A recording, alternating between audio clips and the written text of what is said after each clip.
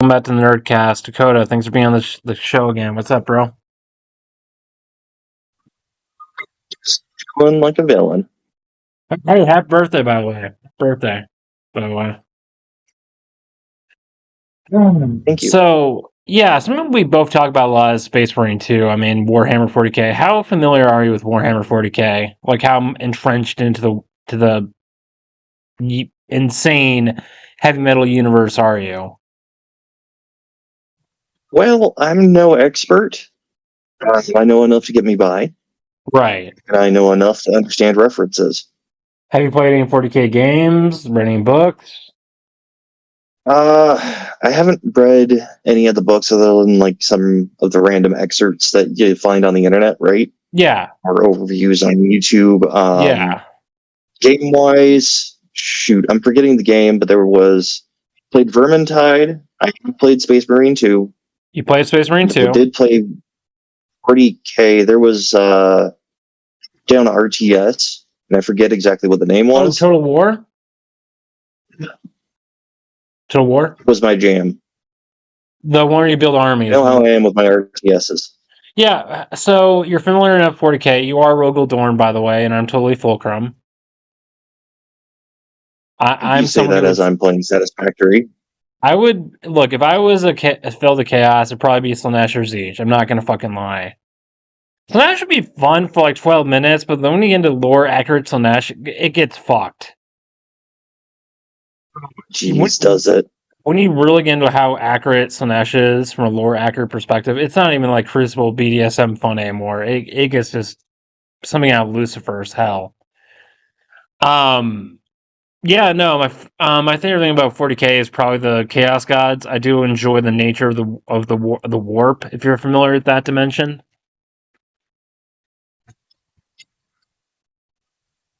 chaos. I do enjoy the concept of chaos. It's a perfect like cosmic villain. I do resonate with that.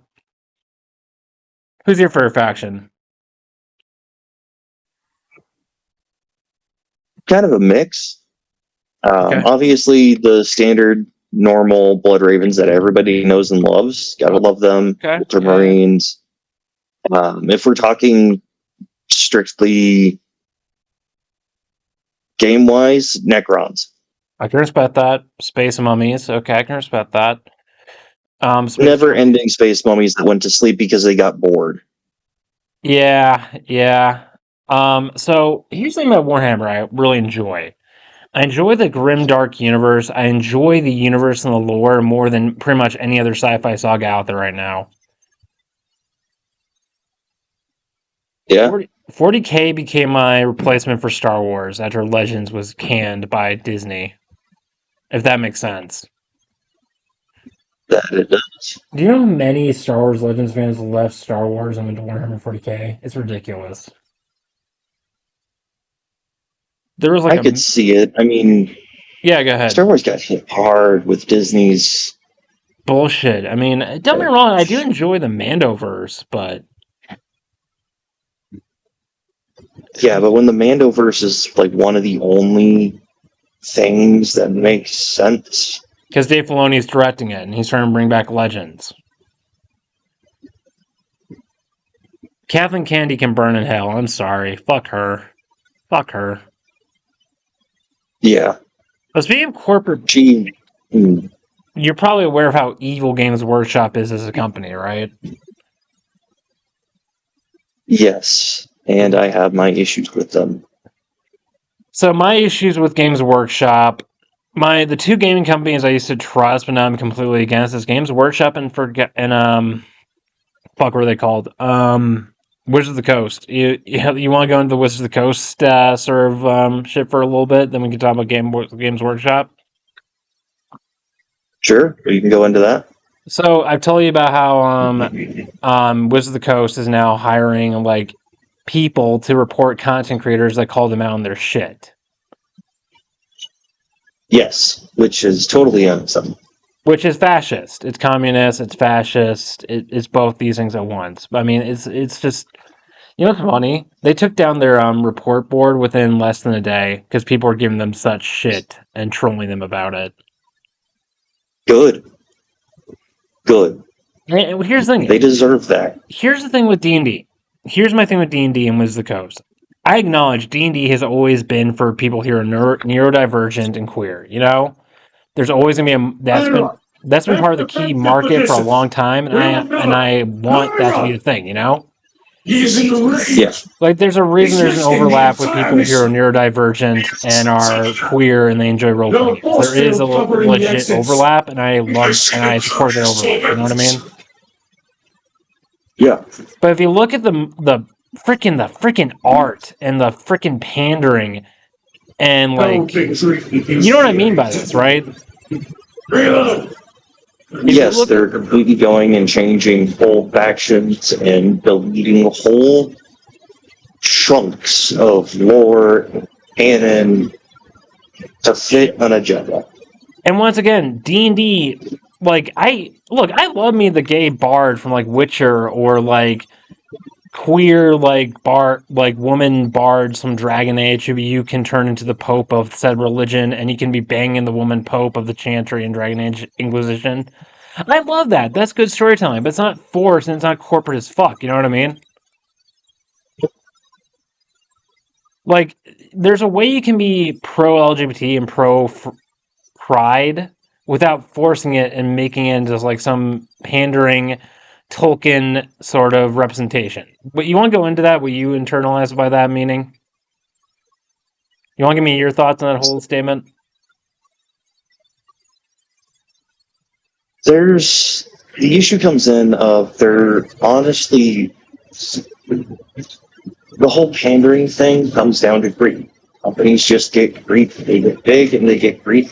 It's not and then they start destroying things that were healthy, inclusive, in order to create what is effectively a non-inclusive environment.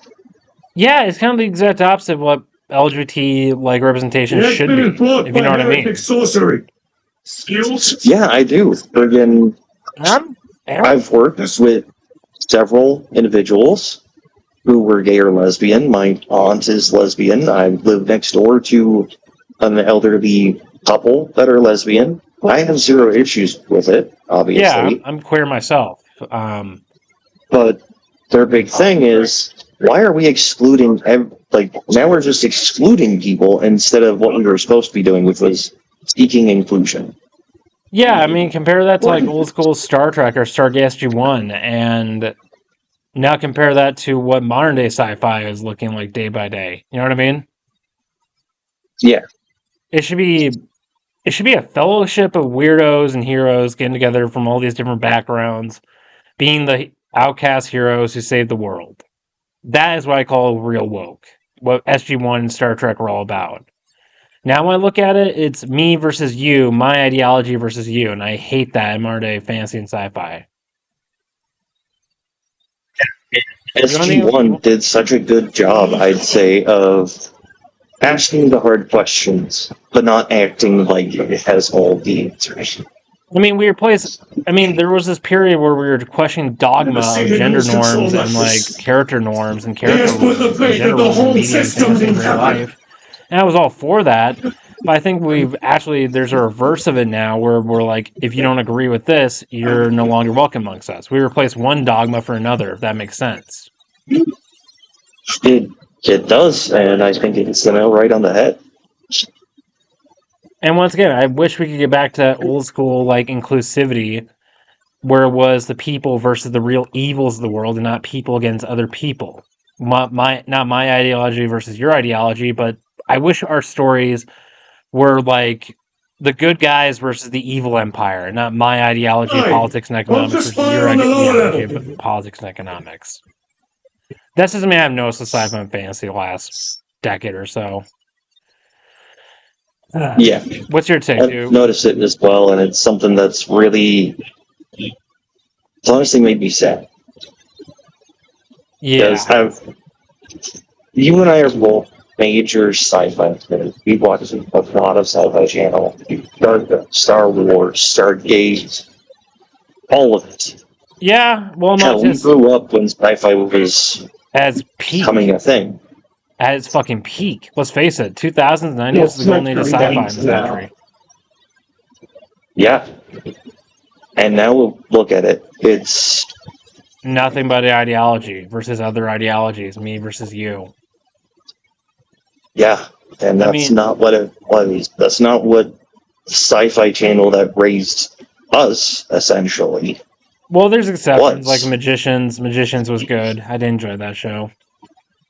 I never really got into that one, to be honest. The reason I liked it was it was about a bunch of magical weirdo psyker mages and queer people who had all these psych abilities and were fucked up as hell, and how these fucked up people went about their relationships and were the heroes of the story. Not because they're perfect, but because they're imperfect and they're the unlikely heroes in the midst of their brokenness. If that makes sense. Which, I'll take that any day of the week over Star Wars Disney canon or 90% of the shit on Disney nowadays. It was 100%. queer. It was queer as fuck, but I enjoyed it. And I do identify with Quentin. But back to the Games Workshop and like Wizards of the Coast. Wizards of the Coast, so in the last 10 years, they've gotten rid of the OGL. There was the OGL thing from a couple years ago, if you remember that. Yep. What's your take on that one? Was that corporate greed and illegal, or did that make sense? Honestly, that was around the same time that they started reversing their concept of they didn't want to copyright a bunch of the shit because they wanted it to spread. They wanted people to be more inclusive, to go create and build, but they almost pulled a friggin' Nintendo. Anybody that knows Nintendo knows Nintendo likes to sue you for no reason. Oh, don't get me started on Game Freak. Don't get me started on Game Freak. Oh, it's so much more than Game Freak, dude. But no, I mean, like, the OGL was a brilliant, like, imagine having the code to create whatever magical world you want to create using our rule system, and we can expand the gaming market and industry in ways we never thought possible. But because of corporate greed, we're now going to, like, undo this thing that's been around for over a decade and try and make money off independent content creators. And Critical Role hated this, by the way. Critical Role fucking hated the OGL. And my thing has always been, like, I'm a nerdy capitalist. I'm a nerdy free market person, I should say, is a better way of saying it. I love nerdy enterprise. I love free market, like building your own nerdy business. I'm all about that. As an artist and a content creator myself, I'm all about that. What I'm not a fan of is corporate greed. And I think the Wizards of the Coast is proof of that. I mean, are you familiar they sent the Pinkertons after a Magic the Gathering content creator because he was releasing an early copy of the new Magic set? Are you familiar with that? Yeah, which they fucked up and sent him the thing to begin with. And for those who don't know, Pinkertons are a guns for hire mercenary group, not unlike Blackwater and several other private military contractors. Except these guys have zero qualms. Yeah. And you know what's ironic? They interrupted him midstream, and his partner was crying. Yeah, that's a whole new level of fucked.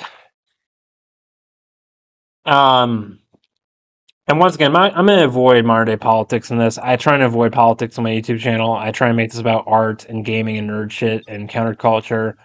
I try and avoid the political culture wars that make some YouTubers famous. I hate that shit. But I mean, I'm really tired of how the gaming industry is becoming more and more greedy and more like. I mean, look at Ubisoft. You no longer have the right to own your games anymore. That was struck down. Or still kind of being weighed on by court because they got in trouble for it. Steam got in trouble for it. Rockstar actually is also getting in trouble for it because they're trying to. They lied under the purchase agreement. Because they say buy is you own and it applies to ownership. Yeah, I mean, other examples. And they're supposed to use that. Yeah, I mean, the funny thing is with Games Workshop, people are literally what's it called? 3D printing their Warhammer minis without giving an ounce of a dime to Games Workshop. I mean, that's what happens. I fucking love that, by the way. That's what happened. I fucking love that. That is an example. Now you don't mess with the nerds when it comes to their hobbies. Yeah, 3D printing could probably just make Wizards of the Coast and like Games Workshop go out of business overnight. Let's face it, if we really commit to it. Well, they already charge an exaggerated price for pages. Games, dude, Warhammer Mini should not be as expensive as they are. That's my hot take. Especially if you have to assemble and paint all of them. Although there is kind of like an almost meditative thing around painting Warhammer Minis. There is almost like a mystical, like fucking ritual to the whole thing of it. People will literally put on like The access code should lie with the server scum. Which I fucking love. I gotta do that myself. But yeah, the main thing I want to talk about in this podcast is the greed and corruption I've been seeing with Games Workshop and Wizards of the Coast. Wizards of the Coast, I mean, people are literally in uproar. Someone made a freaking like AI art of a dragon lighting up their entire like freaking parade of freaks online, and they're on fire running around. It's beautiful. It's fucking beautiful. Yes, it really is. Like that's their. And once again, I mean, D&D and like modern day fantasy has been a huge part of the LGBT like culture for decades now. I get that, and I want that to be a thing. I want more women and people of who are different, who are neurodivergent in these atmospheres and these cultures. And I do want D&D and Warhammer to be more common. I think D&D and Warhammer are a great place for young weirdos and teenage weirdos and outcasts to find community. And I do want these communities to grow larger. But I don't want them to keep going the way they've been going, if that makes sense. You want to expand upon that? Your thoughts?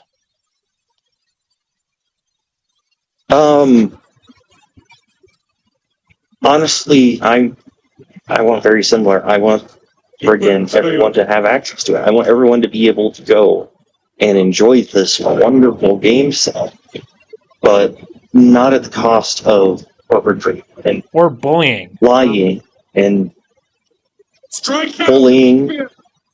Basically saying I have more money than you, thereby I don't have to adhere to get the same cause. Or how about like the online? We all know where they're going. Yeah, and then there's the online gatekeeping, which is something else I really fucking hate in these communities. Oh. Which I do think. So. I think I'll tell you stories about how my D&D club on campus thought I was racist because I made jokes about hobbits and everything. We are free of that too. Now we can deal with the traitors. Which is just ridiculous. Which is just fucking ridiculous. I mean, we're now getting so woke, we're defending the rights of fictional fantasy races. Which I think is just so fucking ridiculous. It's just, it's so stupid. And I think the argument of, oh, well, if you don't like them, then obviously you're a racist it's not an argument. It's not. Yeah. If anyone's a racist, it's the one who talks down to you. Yeah, not the one that makes fun of shit. People, okay, here's my hot take. Dave Chappelle is not homophobic, alright? I like Dave Chappelle. He's funny. And it's ironic, you know Brittany, my therapist? She still thinks he's funny, and she has trans clients who still enjoy his content. Let that tell you something. My therapist has trans clients who still love Dave Chappelle. Yeah, that says a lot about this. Just like how there's trans people that still enjoy J.K. Rowling, right? Wait by the altar to the light.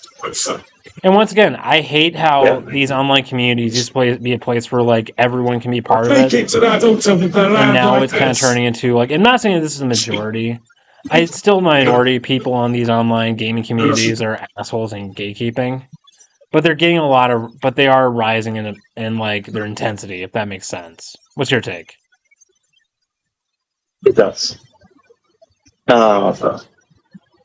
Honestly, it's kind of one of those. Before, you could have said it was a form of ism or racism, and now it's almost like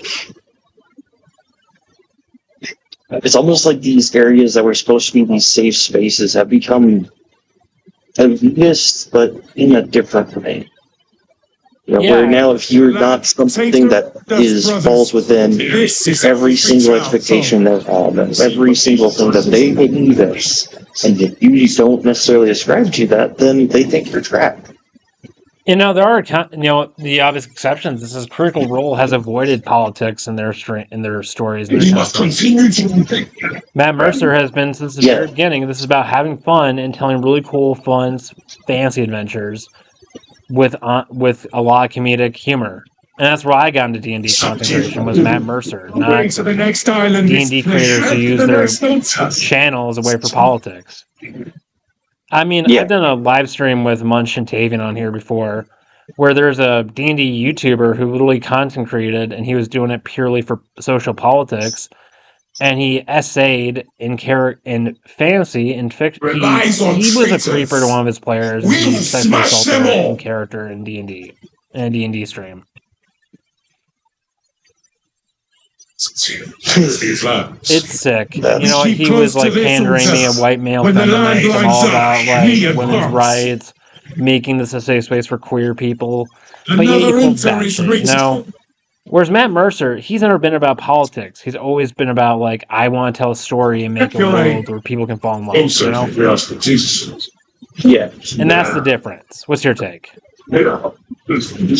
Honestly, I'd say that Matt is one of those people that, and you're one of those people too. You love creating things.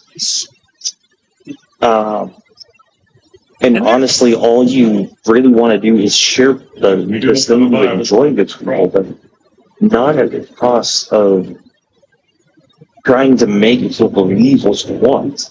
Not at what is effective. The exact opposite of what our countries do. Yeah, Matt is an artist. He wants to tell stories, and he's a modern day Tolkien, if you ask me. That's my hot take. Matt Mercer would give Tolkien a run for his money. That's how much of a world builder the guy is.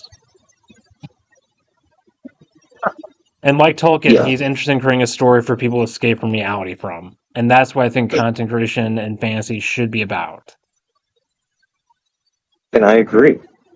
And I once again, now to the woman aspect of this, Warhammer has a shit ton of female representation in it, if you're familiar. You have woman inquisitors, you have bolter bitches, machine gun nuns, who lead crusades against demons and heretics and cultists. And they're not given the same representation that Space Marines are given, which I wish they were. Like, how would you feel about like a 40k video game or a campaign series solely focused around the scissors battle? How would you feel about that?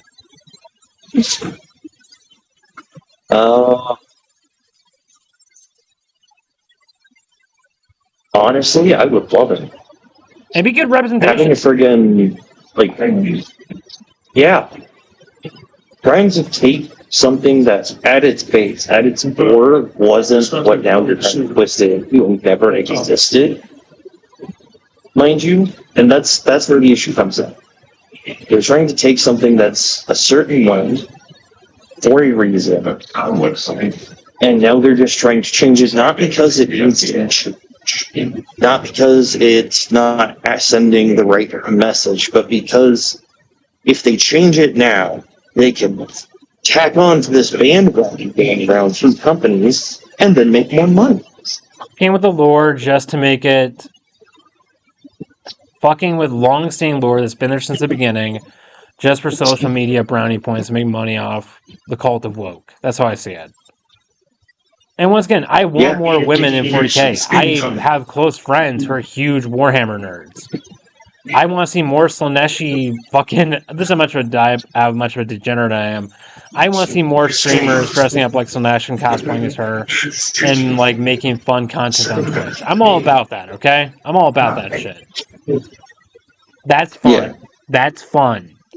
What I don't want is... And by the way, female Space Marines wouldn't even be attractive. They realize that, right? I mean, I realize it.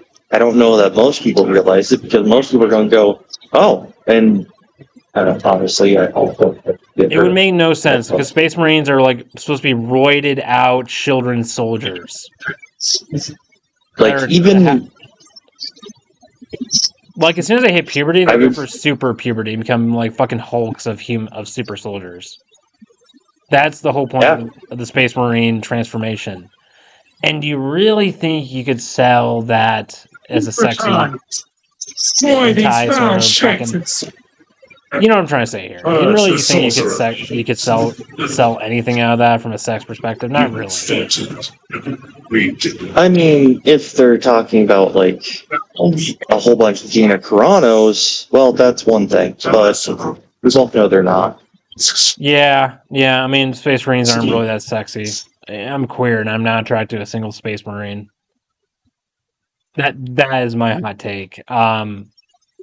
Especially when we have the friggin' Sisters of Battle. Like, come on. Jesus Christ. There's already a whole only female branch in there. And they're literally women warriors with guns, and they're obsessed with the Emperor, and they worship him as a sexy bone god, bone daddy. And they want. I mean, most everyone does to me. The Sisters of Battle have a sexual affection for the Emperor Mankind, and it's how they get off.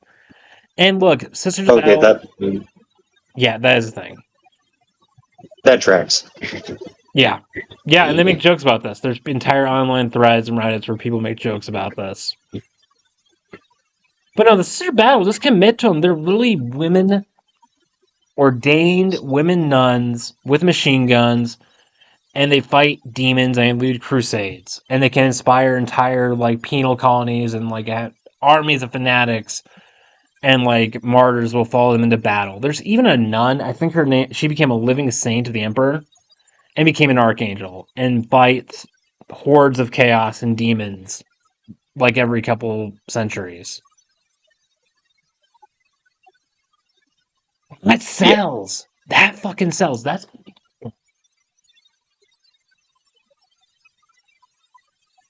like, I think during the fall of Cadia, her name is like, I think it's like Sister Saint Calstein. She's called the Emperor's daughter. She's a living saint who became an archangel. And she literally fought like hordes of bloodletters and corn demons and allow the Imperial forces to evacuate the planet before it got fucked. How do you feel about that one?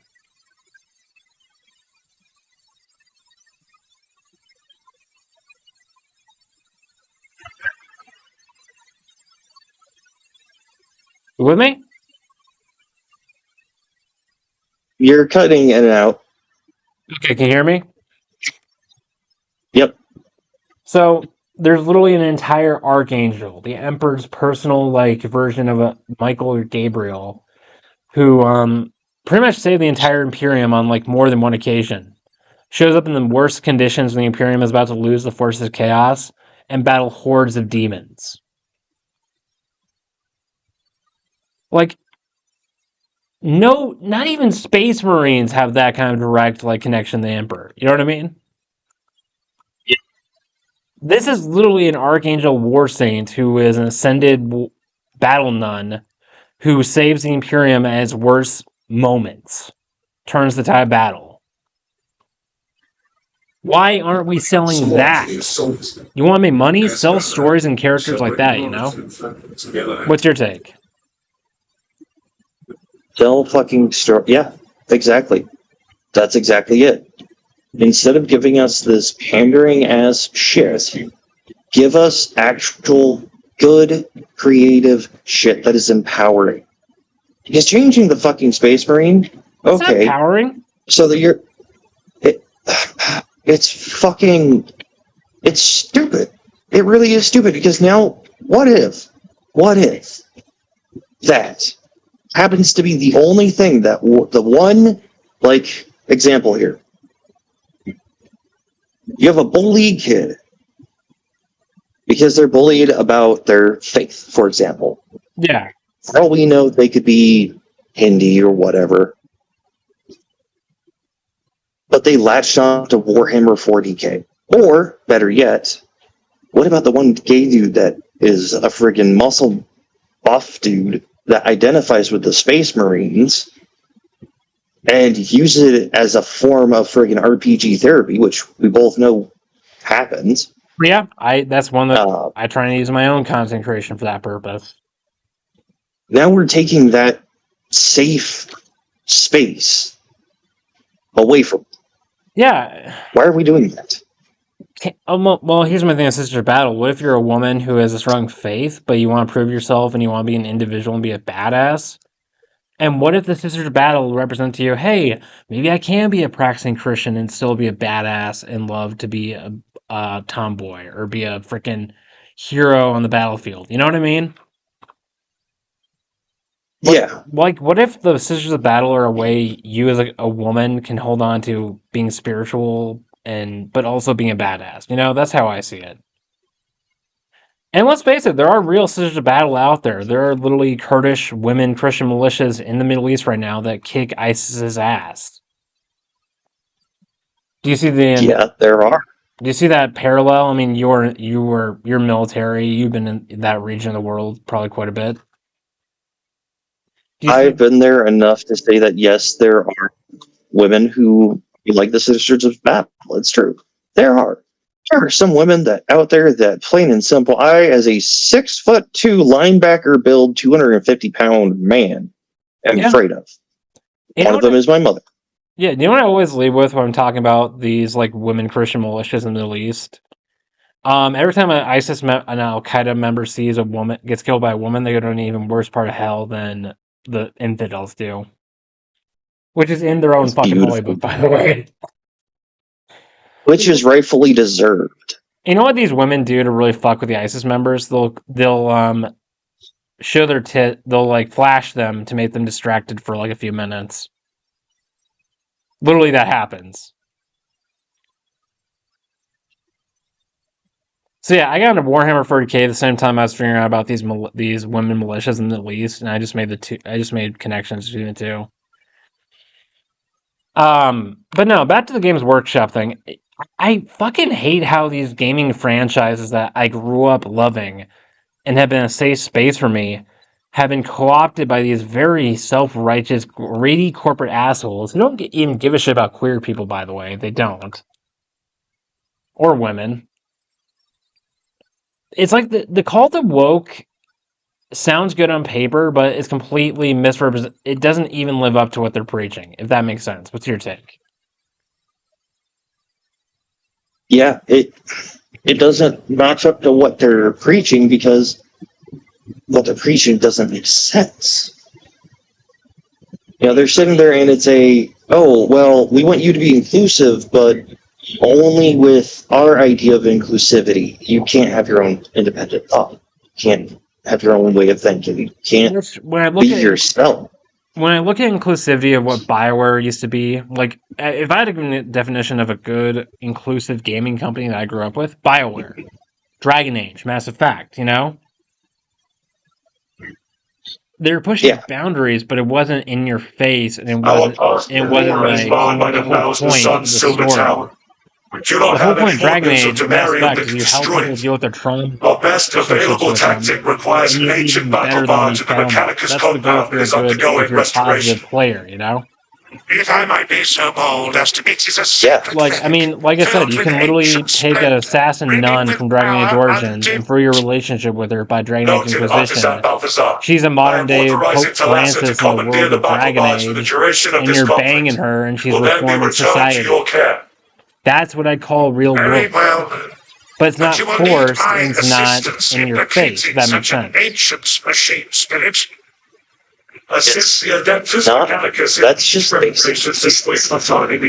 What do you call that kind of storytelling? I wouldn't even say that that's real woke. I wouldn't even say that that's woke at all. It's basic. It's what it should be. It's progression. Friggin', instead of... Yeah! It's progression. Friggin', the only way to actually have people be inclusive of one another is to be inclusive. And once again, how do you do this in Dragon Age and BioWare games? You talk to them. You take time to hear them out. Where is that in modern day role-playing games? What's your take? Honestly, friggin', The issue that I think has happened with a lot of games, or with a lot of stuff, general as it is, it's like Fallout. It's like friggin' Starfield. It's like all of these other great RPGs can change the world by what you say and how you say it. Very, very easy. But they're not limited to one option. I mean, Cyberpunk, for friggin' all that it's worth, is honestly probably one of the most inclusive games I've ever played. Yeah. And it did it in a way that felt natural. And it's relational. It's individual. It's getting to know these people and like seeing where they're coming from. It's conversation based and not hit you over the head, convert to my worldview sort of like storytelling, if that makes sense. Yeah, it does. And that's how you change people and change the world. You do it for conversation and helping people better themselves. Don't go a spear carrier in sight. And that's what I will always get from games like BioWare or like real RPGs versus like the shit that Games Workshop and Wizards of the Coast is currently pandering out there. If that makes sense. You want to add on that one? Again, the thing that I'll ask is, you shouldn't use your lack of creativity as an excuse to be. Because honestly, I view it more as they're being lazy. They don't want to do the work to be creative. They don't want to. They don't want to actually make something better because they've gotten tired, or they've gotten lazy, or they've gotten complacent. I don't know which. I think it's a little bit of both. But I think it's mostly narcissism. Yeah. And on a negative note, guess why Halo? Why? Do you know how many people? Okay, pushing a little bit here. Stand a Oh, hand. by the way, Dakota, can you give me 5 minutes? I need to go take care of something. Yeah, man.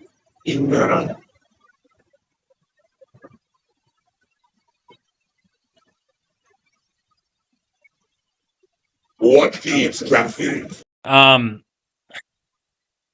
What was I trying to say? I mean, a lot. The gaming industry has been. We've had some solid victories and like push throughs in the last 10 years when it comes to gaming, especially RPGs. There's been some serious victories like Baldur's Gate 3, Pathfinder Wrath of the Righteous, like some seriously good stories, you know? Yeah. Like we've had some solid like D&D, the true D&D experience of a diverse cast of weirdos and characters being turned into video game form. You know what I mean? There's been some serious victories for like crossover between tabletop role-playing games and online role-playing games. Some serious victories. But there's also been this has been some of the best years for gaming, but also some of the worst. And there's been a lot of like, how should I say this? We've seen a lot of the corruption in gaming in the last couple of years, especially. I mean, I think in the last few months, so many people in the gaming industry have been fired, like across the board, from Halo to Gears of War to D&D. Like, I think the main, like, Halo Studios got taken over by extremely woke SJW people who looked like they should not be running Halo whatsoever. And they were in charge for 6 months, and then they were fired behind the doors. And I think a lot of that has to do with a lot of, like, the Charlie Kirk, like, here's the thing. Bethesda got in trouble because some of their content creators were calling out, making fun of Charlie Kirk's death, you know? Just such Honestly, unprofessional, like, just pure unprofessional, like, inhuman displays from people in media that I'm barely a journalist at all. I do YouTube, and I would never make jokes like that if I had an audience anywhere near that big. You know what I mean? it doesn't help too that a lot of people, and we're going to probably have some people say, well, freedom of speech, right? Yeah, I'm all for freedom of speech, and they have the right to say it. But Freedom of speech only means that you can't be infringed upon by the government. doesn't mean people can't fire Okay, you. that's transparency. Yeah. You can say whatever the fuck you want. That's fine. Yeah. But that doesn't mean that it won't go against company policy or consequences. professional standards. Everything has consequences, good and bad. And that applies to everyone, dude. That applies to fucking everyone. That it does. It applies to people who are religious and like go after queer people. It relates to people who take joy in death and an enemy of theirs politically. It's so disgusting. 100%. And people in gaming industry, there's been so many. I enjoy progressive RPGs. I enjoy Bethesda. I enjoy a lot of these games. A lot of these people are making. I'm an ESO guy. I'm all about progressive. Like most people I play D&D with, or I do online role playing games with, are queer, are pretty left. And you know what? I try and tell stories with them to help them grow. I'm all about that. But just the sheer, like, inhuman, disgusting things people have been saying online from these companies, in these spheres, I just think is absolutely disgusting. If that makes sense. Yeah, and I totally agree. Making fun of another human's death is... It's plain and simple. It honestly, anybody who did that went from being a person that may have a solid viewpoint to scum.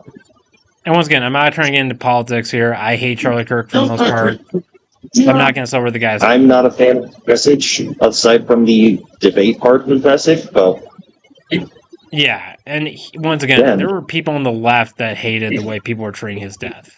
There were people on the left who I follow who are acting like this is completely disgusting and you guys are not doing the right thing. From very left-wing YouTubers I follow, you know? Yeah.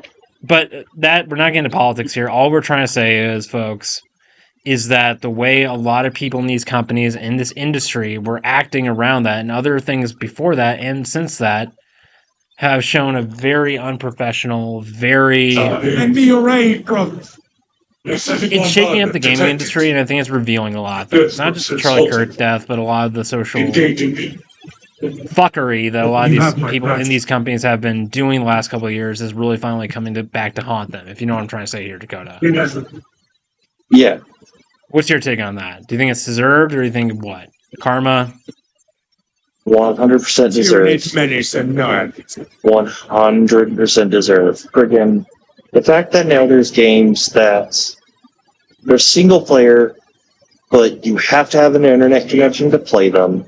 You have to pay fucking money, microtransactions, to get some shit, because it's a single player game, but some of the shit you can't get in game. Yeah. Yeah, that's just... It's free. Yeah, no, I mean, and once again, I don't think I want gaming to be handled by cultural conservatives. I'm not about that. I don't want the gaming industry to be controlled by cultural conservatives. I think gaming as an art form should be to push people forward. That is one of my core beliefs as a content creator and someone who is liberal and is a gamer, you know? Sci-fi and fantasy exists to push us forward. I just don't think the way we've been doing it for the last 10 years is pushing us forward in the right direction. No life signs detected. That's my take. It hasn't. So yeah. You need And to there's acquire exceptions. Then let's not demolition a culturally conservative person with culturally traditionalist nobody likes. Culturally No, I'm conservative. culturally... Yeah, what's your take on cultural conservatism? Do you think it has a place in gaming industry?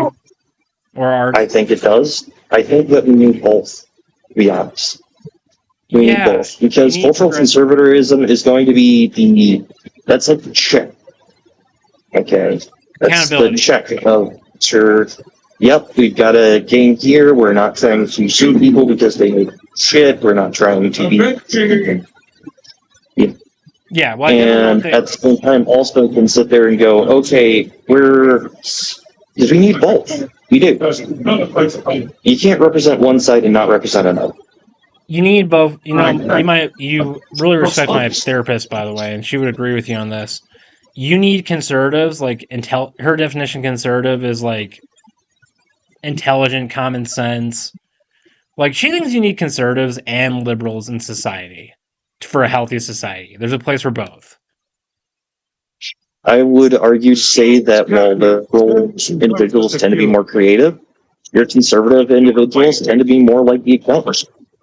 Yeah, no, she's saying you need both. Yeah, she thinks in like everything in society, you need conservatism and liberalism. You need a healthy balance of the two. Yeah. And that's why I consider you one of my closest friends, because you keep me grounded with common sense. But you're not a traditionalist, which is something I really respect about you. Thank you for that. Yeah, man. And friggin', yeah, go ahead. we all know being a traditionalist doesn't get us anywhere. And Tradition means nothing when it has no more purpose. Yeah, and once again, that's the reason why I'm not very religious anymore. Is just I've seen how dangerous Ready for next traditionalism is, encounter. and like I don't know. I don't like a lot of these like Loose, far right safe, YouTubers and a lot of these enhanced like tactics. extreme traditionalists in the media. They're dangerous and they have a fetish for the past, and that doesn't serve anyone. That's my Well, hope. they've got a fetish for monochrome. Yeah, like Okay, where like they support one culture group versus you can be culturally conservative and be also somewhat progressive, because cultural conservatism also doesn't work if it's a monochrome. yeah, like I mean, when I think about what you're saying, a combination of the two. I want common sense. I want us to remember where we come from. And if you get rid of that, I mean, how do you think communism always rises to power? It makes you think, it makes the people hate their country of origin and hates their culture and their tradition. I mean, that's what that's Marxism to a T. It's a common trait they use. Make the people hate their country of origin, their culture, their heritage is inherently evil, and make them have this fetish for the future, you know? Yeah. That's like straight up indoctrination. It's straight up revolutionary talk, and we both seen where that leads globally and where it's heading right now. But at the same time, I think like you need common sense. You need to know where you come from. There's nothing wrong with your culture, your heritage. But at the same time, there's nothing wrong with, hey, I can be a Muslim, I can be Jewish, I can still believe my religion, but want freedom, progress, and evolution of of philosophy and spirituality. That's where I'm at, you know?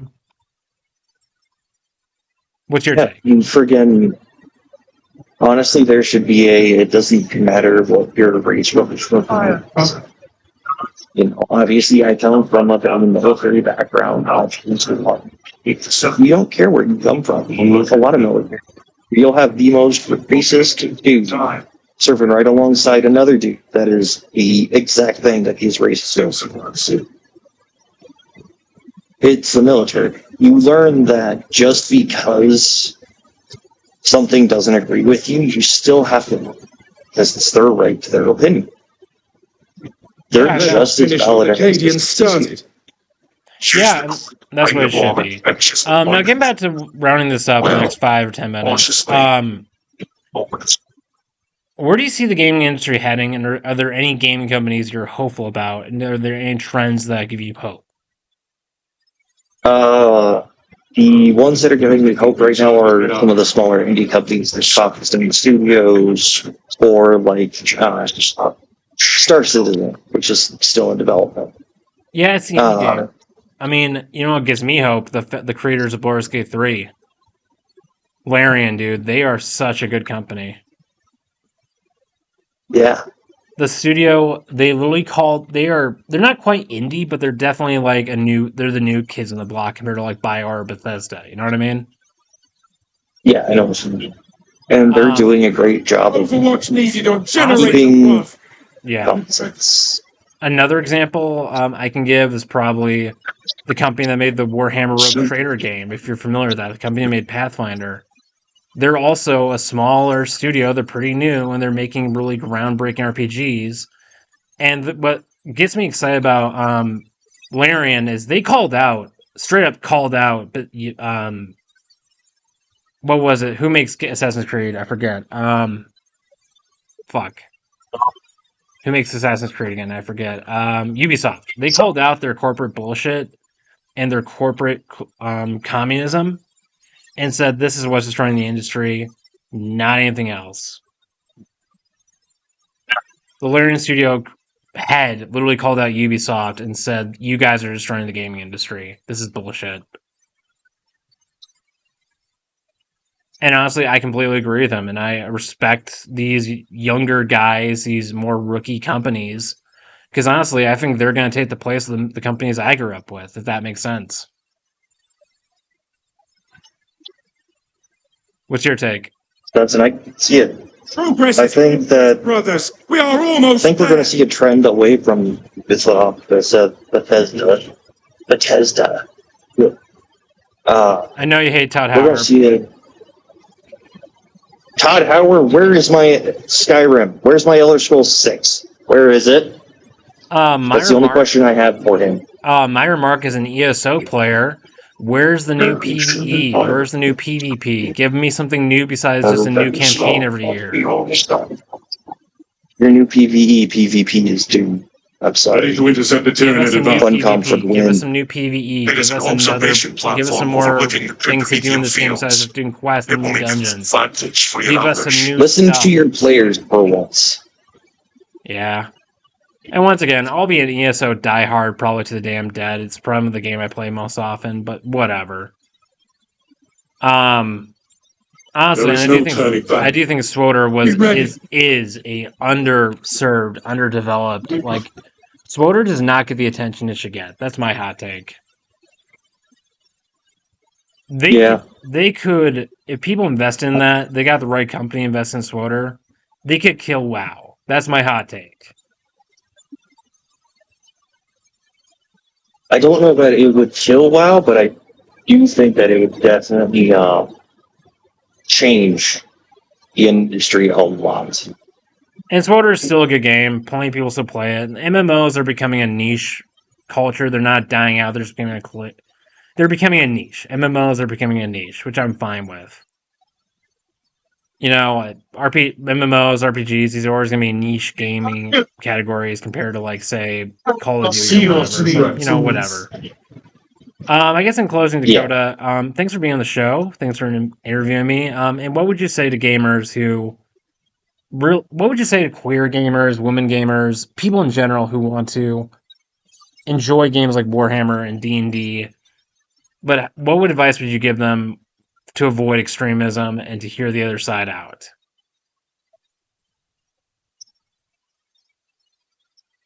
The advice I would give, and it's something that I do myself, is if there is something contradictory to my worldview, which Lord knows how many times you've brought it was contradictory and discussed it, and I changed part of my viewpoint.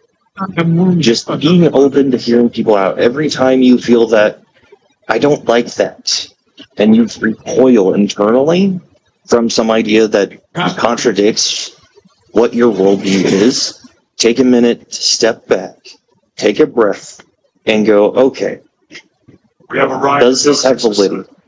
Is this something that is actually true? Is this something that actually exists? Find factual evidence. Will be broken. And always go for discussion first. Don't start yelling or screaming.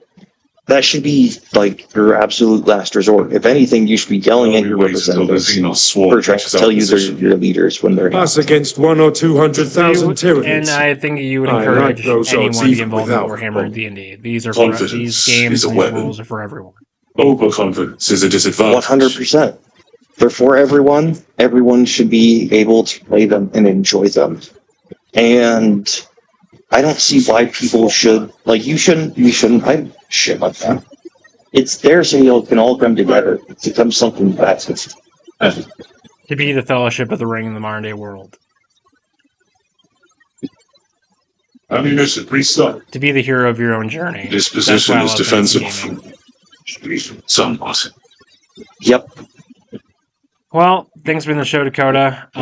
Thanks for everyone tuning in. Until next time, stay sane, fuck Trump, fuck the government, and just live your life as you see fit.